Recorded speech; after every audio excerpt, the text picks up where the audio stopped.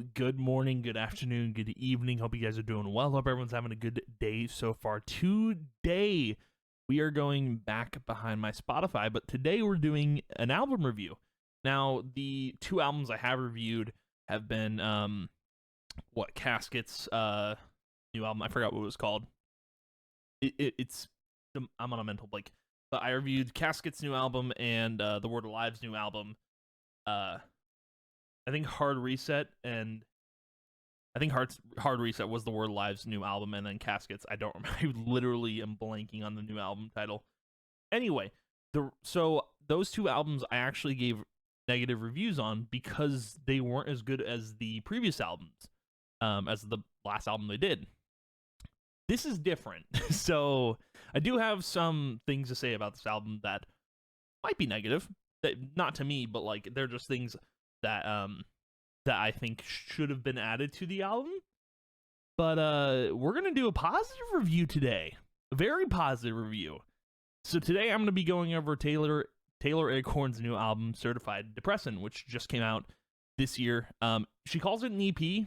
It's an album because it says it's an album on Spotify, but I love this album. Literally from front to back.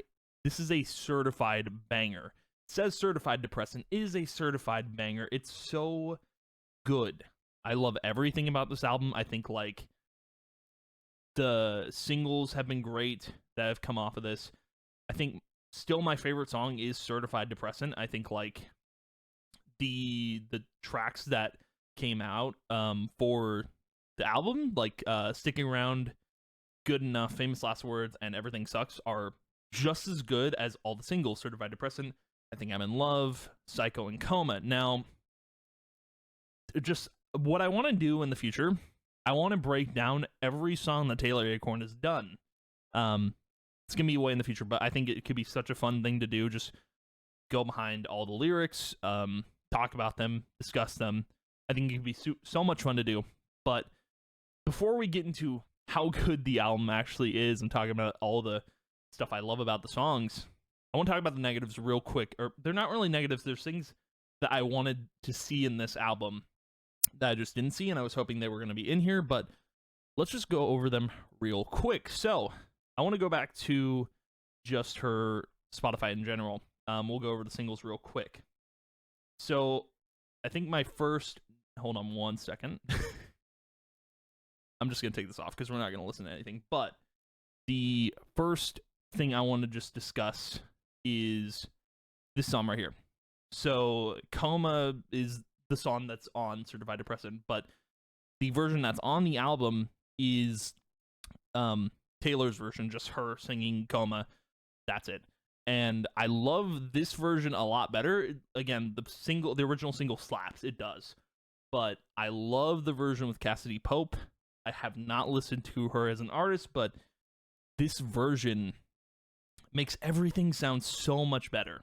Like I don't know what it is. Her feature on this makes me love the song even more. What I would have loved to see is, and this is going to play into what I'm going to go into next, I would have loved to see this on the album as well as like a, just add it to the album. Because what's the harm in that? That's what I would have loved to see. Maybe it's a stylistic choice as to release it just as a single. I would have loved to see it on the album because I think it's so... The way I describe it is I listened to Coma and like this version right here. And after hearing the one with Cassidy Pope on it, I just feel like something's missing, and I feel like without the feature, it feels off. So I feel like adding it into the album could have been cool. And the next thing we're going to go into here is the only thing I don't like about the album is it's too short. Like, it's 8 songs, right? But I've played this on repeat at work constantly, and it's always like, since it's super short, it just keeps cycling back between the same songs like pretty fast. But there's certain, I don't know how many of these, I think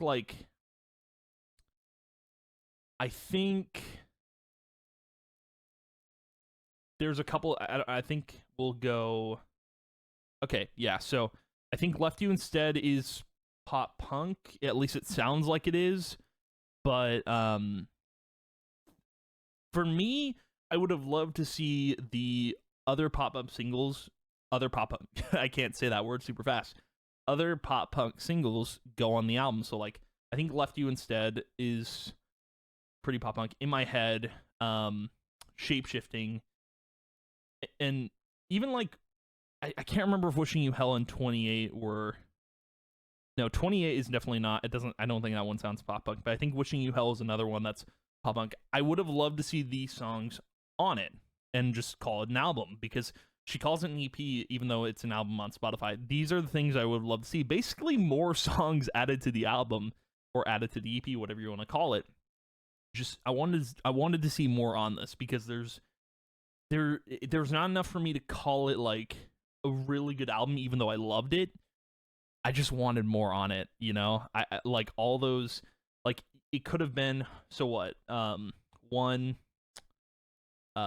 2, 3, 4. So it literally could have been 12 songs.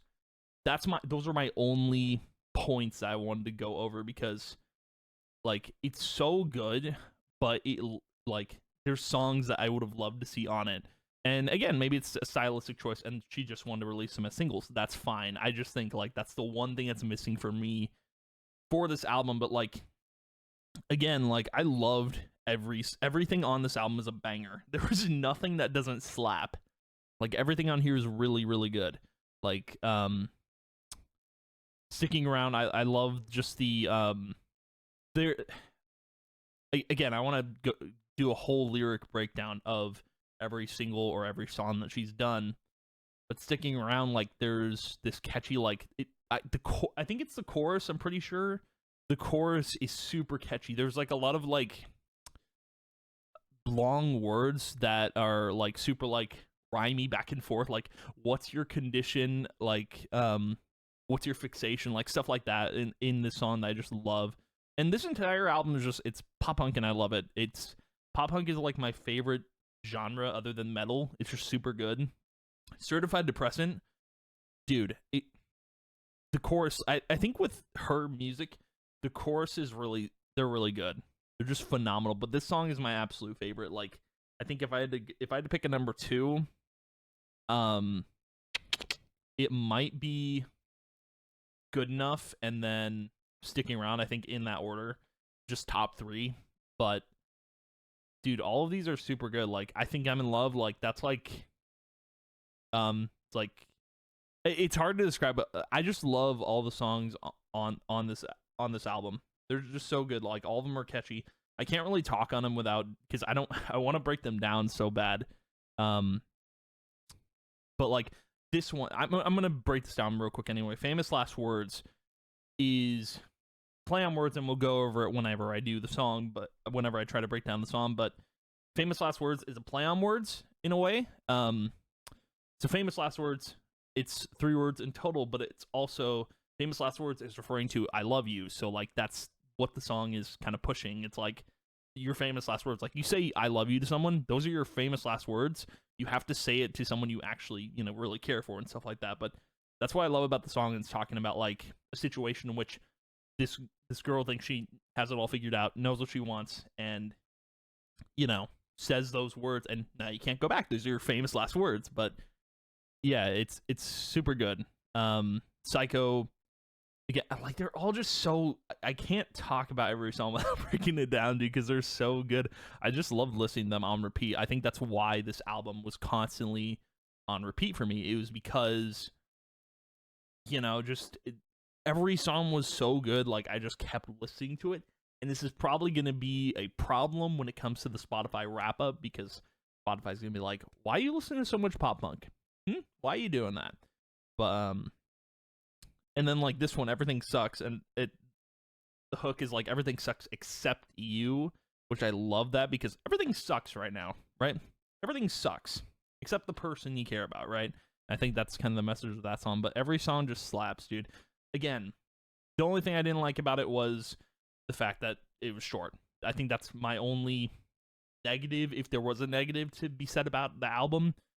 But if I had to give it a rating, it would definitely be like a 9 out of 10, just because like I think my complaint is short, not long enough album. Could have been actually. I don't even know if I counted Coma with Cassidy Pope onto this. Could have been 13 songs. Could have been, but I'm not like it's not a huge deal. It's probably a stylistic choice, and like these songs probably make the most impact on an album, and the other songs don't. Maybe, could be wrong, could be right. I don't know, but this was really good, and I'm excited to see whatever Taylor Acorn releases next. And again, like I said, I want to do kind of a lyric breakdown series on Taylor Acorn's music, all of her songs, every single song from front to back. Same thing with a couple other artists, but I wanted to talk about this album because it's so good, and if you aren't listening to Taylor Acorn, do it. She is actually, I've seen a couple of her live performances. She's really good. Like, she is energetic and super into it, which is super cool. But yeah, this album slaps. These need millions of views. All the new ones. Give them millions of plays. Do it. I've played the album. Kid you not. I played this album at least 30 times at work on repeat. That's a problem. It's a good problem, though. It's a good problem. Don't forget that. But anywho, that's going to be the video for today. Thank you guys for watching. If you did, I appreciate it a ton. I will see you guys in the next video. Bye.